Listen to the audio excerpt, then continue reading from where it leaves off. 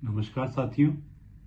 सर्वप्रथम मैं आपको आज 2 अक्टूबर के शुभ दिवस पर, जो कि हमारे दो महापुरुष महात्मा गांधी और लाल बहादुर शास्त्री जी का जन्म दिवस है, हार्दिक शुभकामनाएं देता हूं।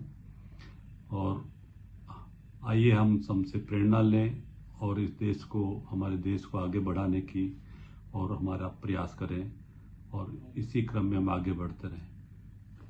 साथियों, बहुत सारे सवाल आए कि क्या टैक्स ऑडिट रिपोर्ट को रिवाइज किया जा सकता है, तो मैं इस बारे में अपने विचार रखना चाहूँगा। साथियों, जनरली चार्टर्ड अकाउंटेंट्स को अपने द्वारा साइन की गई ऑडिट रिपोर्ट को रिवाइज नहीं करना चाहिए, परंतु अगर सर्कमस्टांसेज प्रिवेल करते हैं और यह आवश्यक है कि रिपोर्ट रिवाइज होनी चाहिए, तो हमें ये रिवाइज करी जा सकती है। मैं आपका ध्यान हमारे guidance note on tax audit पर चाहूँगा, जहां यह स्पष्ट लिखा गया है कि 3 परिस्थितियों में टैक्स ऑडिट रिपोर्ट को रिवाइज किया जा सकता है। प्रथम परिस्थिति है कि एनुअल जनरल मीटिंग के बाद अगर कोई कंपनी अपने अकाउंट्स में फाइनेंशियल स्टेटमेंट्स में परिवर्तन करती है। दूसरा है अगर कोई कानून रिट्रोस्पेक्टिव यानी भूत लक्ष्य प्रभाव से पिछले दिनों से लागू किया जाता है। और तीसरा है कि कोई हमें डिसीजन, किसी कोर्ट का डिसीजन आया या सीबीडीटी का सर्कुलर आया इंटरप्रिटेशन के मामले में।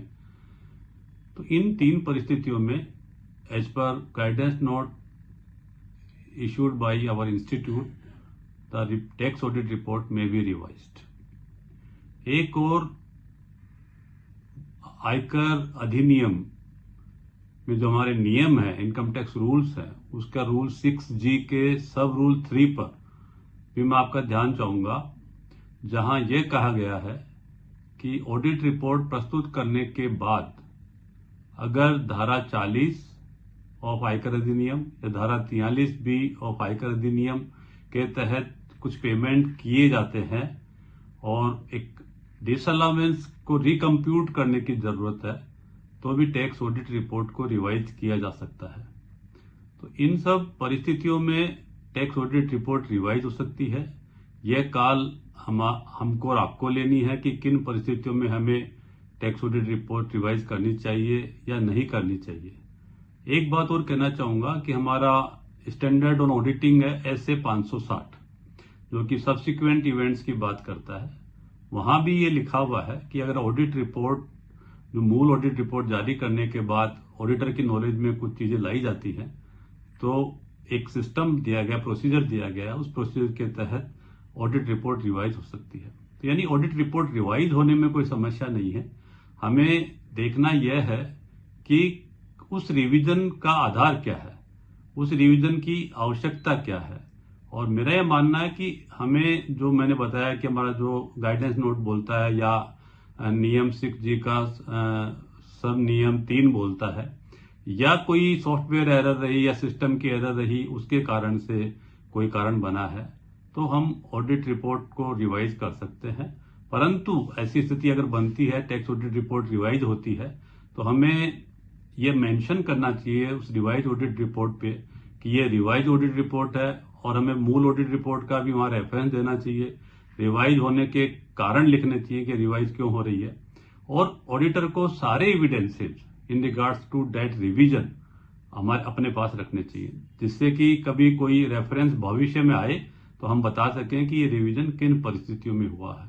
एक और बात मैं आपके सामने रखना चाहूंगा कि अगर रिवाइज ऑडिट रिपोर्ट ना करना चाहें, तो auditor as a tax consultant, tax adviser ये भी देख सकता है कि बिना रिवाइज ऑडिट रिपोर्ट को रिवाइज किए बिना क्या रिटर्न रिवाइज करने से ही काम चल सकता है क्या। तो इन सब बातों के साथ ही हमें निर्णय लेना चाहिए कि हमें टैक्स ऑडिट रिपोर्ट को रिवाइज करना चाहिए या नहीं चाहिए। धन्यवाद। आशा है आपको ये मेरा वीडियो पसंद आया होगा और आपके सुझाव और फीडबैक आमंत्रित है। धन्यवाद। एक बार फिर से आपको महात्मा गांधी, हमारे राष्ट्रपिता और आदरणीय श्री लाल बहादुर शास्त्री जी के जन्मदिन की हार्दिक शुभकामनाएं। धन्यवाद। जय भारत।